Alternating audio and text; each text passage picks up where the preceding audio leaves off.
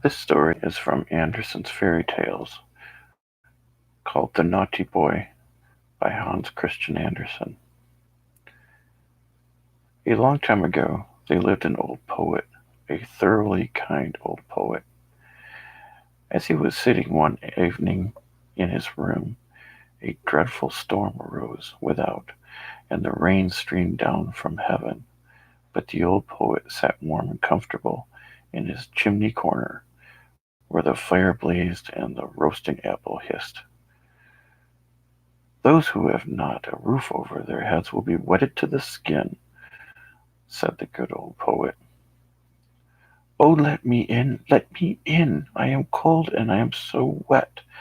exclaimed suddenly a child that stood crying at the door and knocking for admittance, while the rain poured down and the wind made all the windows rattle. "Poor thing," said the old poet as he went to open the door. There stood a little boy, quite naked, and the water ran down from his long golden hair. He trembled with cold, and had he not come into a warm room, he would most certainly have perished in the frightful tempest. "Poor child," said the old poet, as he took the boy by the hand, come in, and I will soon restore thee. Thou shalt have wine and roasted apples, and thou art verily a charmed child." And the boy was so really.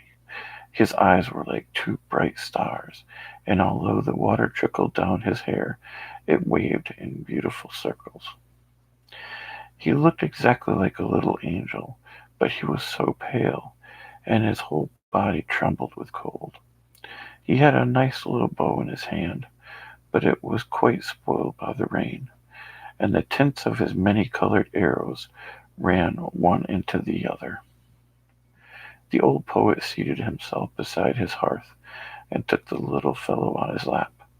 He squeezed the water out of his dripping hair, warmed his hands between his own, and boiled for him some sweet wine. Then the boy recovered. His cheeks again grew rosy.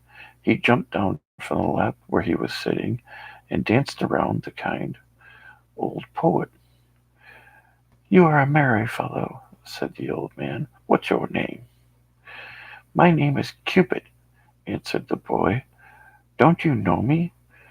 There lies my bow. It shoots well, I can assure you. Look, the weather is now clearing up, and the moon is shining clear again through the window." "Why, your bow is quite spoiled," said the old poet. "That were sad indeed," said the boy, and he took the bow in his hand and examined it on every side. "Oh, it is dry again. It is not hurt at all. The string is quite tight. I will try it directly." And he bent the bow, took aim, and shot an arrow at the old poet, right into his heart. "You see now that my bow is not spoiled," said he, laughing, and away he ran. The naughty boy, to shoot the old poet in that way, he who had taken him into his warm room, who had treated him so kindly, and who had given him warm wine and the very best apples. The poor poet lay on the earth and wept, for the arrow had really flown into his heart. "Fie," said he, "how naughty a boy Cupid is! I will tell all children about him, that they may take care and not play with him, for he will only cause them sorrow and many a heartache." And all good children to whom he related this story took great heed of this naughty Cupid, but he made fools of them still, for he is astonishingly cunning. When the university students come from the lectures, he runs beside them in a black coat and with a book under his arm. It is quite impossible for them to know him, and they walk along with him arm in arm, as if he too were a student like themselves. And then, unperceived, he thrusts an arrow into their bosom. When the young maidens come from being examined by the clergyman, or go to church to be confirmed, there he is again, close behind them. Yes, he is forever following people. At the play, he sits at the great chandelier and burns in bright flames so that people think it is really a flame, but they soon discover it is something else. He roves about in the garden of the palace and upon the ramparts. Yes, once he even shot your father and mother right in the heart.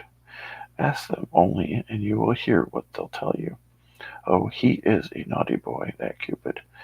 You must never have anything to do with him. He is forever running after everybody. Only think, he shot an arrow once at your old grandmother. But that is a long time ago, and it is all past now. However, a thing of that sort she never forgets. Fie, naughty Cupid, but now you know him, and now you know too how ill behaved he is.